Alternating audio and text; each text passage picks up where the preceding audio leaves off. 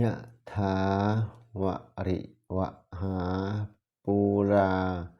ปริปุเรนติสาคะลังเอวะเมวะอิโตทินังเปตานังอุปกัปปติห่วงน้ำที่เต็มยอมยังสาครให้เต็มได้สันใด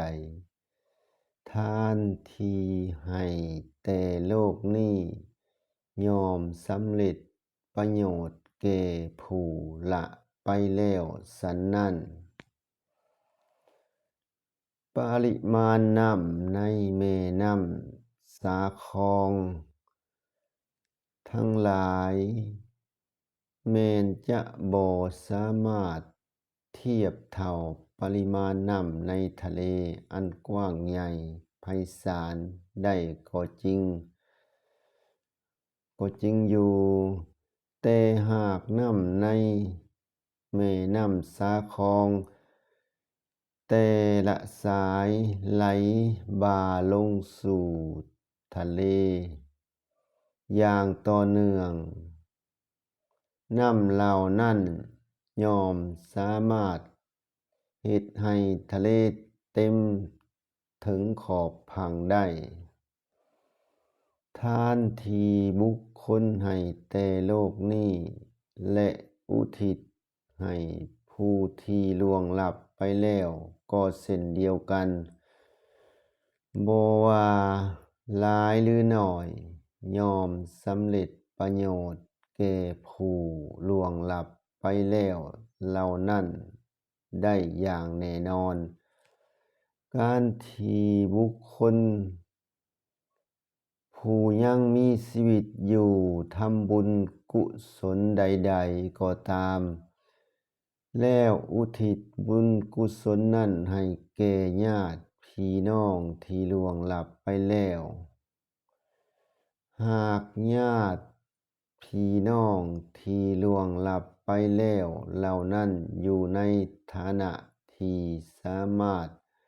อนุโมทนาบุญได้